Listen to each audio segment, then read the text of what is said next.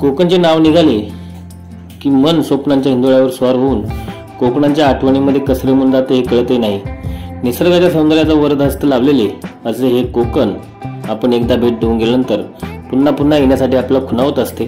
आणि खास करून पावसाळ्यामधले जे नैसर्गिक सौंदर्य खुललेले असते ते पाहण्याची मजा कोकणामध्ये काय वेगळीच असते। आणि याच हेतूने कोकणामध्ये भटकंतीसाठी मग ते गडकिल्ले असतील, पुरातन मंदिरे असतील किंवा तीर्थक्षेत्र असतील, या हेतूने कोकणामध्ये आम्ही आलेलो आहोत। जय शिवराय, नितीन जोरे, शिवजन्मभूमी ट्रेकर्स यूट्यूब चॅनलमध्ये तुम्हा सर्वांचं सहर्ष स्वागत। आणि कोकणामध्ये आहोत आता आम्ही। कोकणामध्ये रत्नागिरी जिल्ह्यामध्ये संगमेश्वर आणि या संगमेश्वरजवळ असलेला अनेक पुरातन मंदिरं, त्यानंतर कसबा, या ठिकाणी असलेलं संभाजी महाराजांचं स्मारक, त्यानंतर सरदेसाईवाडा आणि अनेक पुरातन मंदिरं हे पाहण्यासाठी किंवा भ्रमंतीसाठी आम्ही कोकणात आलेलो आहोत। आणि आत्ता आहे संगमेश्वरपासून जवळ असलेला भवानीगड हा किल्ला। या माझ्या पाठीमागे हा पायरी मार्ग आहे आणि या पायऱ्यांनी आपण किल्ल्यावरती प्रवेश करतो। आणि आता आपण येऊन पोचलेलो आहे उद्ध्वस्त दरवाजा, या भवानीगड किल्ल्याचा असलेला हा दरवाजा आहे। वरती कौलारू असं भवानी मातेचं मंदिर आहे, पाण्याच्या टाक्या आहेत आणि राजवाड्याचे काही अवशेष आहेत। रत्नागिरी जिल्ह्यामधील संगमेश्वर परिसरामध्ये असलेला हा भवानीगड किल्ला आहे आणि समुद्रसपाटीपासून जवळपास 1350 फूट एवढी किल्ल्याची उंची आहे। डोंगरी किल्ला आहे आणि सोप्या श्रेणीतला किल्ला आहे। पाठीमागे माझ्या जर आपण पाहिलं असेल तर हा उद्ध्वस्त दरवाजा आहे आणि ह्या दरवाजामधनं आपण किल्ल्यावरती प्रवेश करतो। ही बाजूला रचीव अशी एक तटबंदी आहे आणि पावसाळा आहे, ऑगस्ट महिना चालू आहे आणि ऑगस्ट महिना असल्यामुळे पूर्ण आज पाऊस थांबलेला आहे, परंतु पूर्ण जर आपण पाहिलं पूर्ण हिरवळ आजूबाजूला आपल्याला दिसेल। आणि या वाढलेल्या गवतामुळे ही तटबंदीसुद्धा आपल्याला दिसेनाशी झालेली आहे।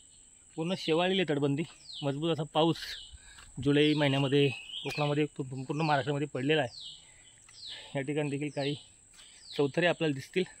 आणि माझ्या पाठीमागे जे आहे ते भवानी मातेचं मंदिर आहे आणि इथे पायथ्याशी असलेल्या गावांचं हे श्रद्धास्थान आहे भवानी मातेचं मंदिर।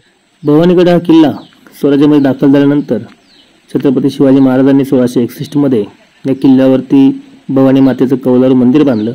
आता हे पुनर्बांधणी या मंदिराची झाल्यामुळे त्याचं पहिलं स्वरूप राहिलं नाही आहे, परंतु आज हे भवानी मातेचं मंदिर या भवानीगड किल्ल्यावरती आपल्याला पाहायला मिळतं।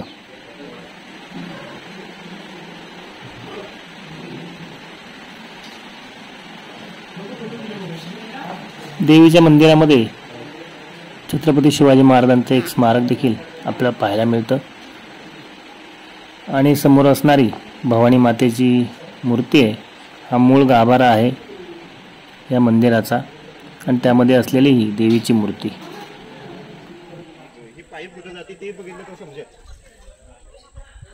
माझ्या पाठीमागे जे आहे हे वाड्याचे अवशेष आहेत।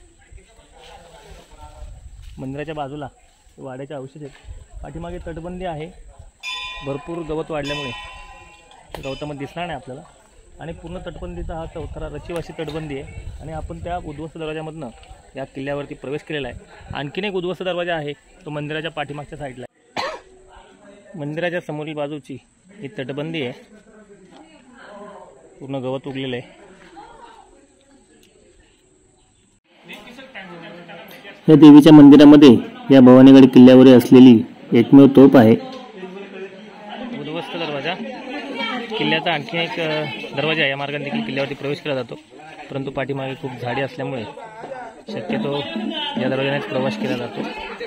हे राजवाड्याचे अवशेष आहेत मंदिरासमोरचे।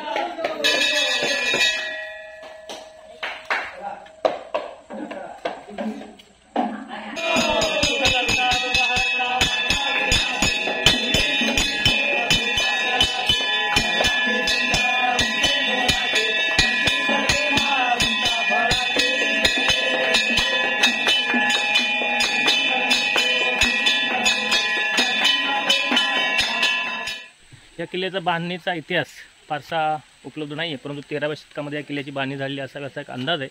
आणि छत्रपती शिवाजी महाराजांनी 1661 मध्ये या किल्ल्यावरती जे मंदिर आहे भवानी मातेचं कौलारू मंदिर, ते मंदिर बांधलेलं आहे अशी इतिहासामध्ये नोंद आहे। आणि या परिसरामध्ये बंदरं भरपूर असल्यामुळे या ठिकाणी घाटवाटा व्यापारी मार्गाच्या दृष्टीने त्या घाटवाटांचा उपयोग केला जायचा आणि त्या मार्गावरती लक्ष ठेवण्यासाठी या भवानीगड किल्ल्याची निर्मिती केलेली असावी। छोटेखानी असलेला निसर्गाच्या सान्निध्यात असलेला हा किल्ला आहे। छोटा परंतु सुंदर आणि सोपा असा किल्ला आहे। किल्ला आमचा पाहून झालेला आहे। आम्हाला टाक्या खरं तर बघायच्या होत्या किल्ल्यावरच्या, परंतु त्या ठिकाणी भरपूर झाडे असल्यामुळे त्या ठिकाणी ग्रामस्थांनी आम्हाला सूचना केल्या की त्या ठिकाणी जाऊ नका, धोकादायक आहे। आणि इथे काही खाली टाक्या आहेत 2, त्या पाण्याचा आम्ही प्रयत्न करूया। किल्ला उतरतात आम्ही, हा पायरी मार्ग आहे माझ्या पाठीमागचा, किल्ल्यावर जाण्यासाठी हा पायरी मार्ग आहे। पायरी वाट्याच्या मार्गाच्या बाजूला असलेली पाण्याची टाकी आहे, याच्यामध्ये आता पाणी आहे। आणि इथे देखील आणखीन एक टाकी, परंतु ती बुजलेली आहे, त्याचे अवशेष आपल्याला दिसतील। ही देखील टाकी आहे, त्या ठिकाणी झाडं आणि वरचे पूर्ण दगड पडलेले आहेत, परंतु ही टाकी आजही आपल्याला पाहायला मिळते। पाण्याची टाकी, या ठिकाणी 2 पाण्याच्या टाक्या आहेत। त्यानंतर मंदिराच्या पाठीमागे आणखीन 2 टाक्या होत्या, परंतु त्या आपल्याला पाहायला मिळाल्या नाही। आपला हा भवानीगड किल्ला पाहून झालेला आहे आणि आता गड उतार होतोय। आणि सोप्पा असलेला हा किल्ला 1350 फूट सपाटीपासून या किल्ल्याची उंची आहे आणि पायथ्यापासून जवळपास 10 ते 15 मिनिटात आपण किल्ल्यावरती पोहोचू शकतो। एवढा सोपा असा डोंगरी किल्ला आहे।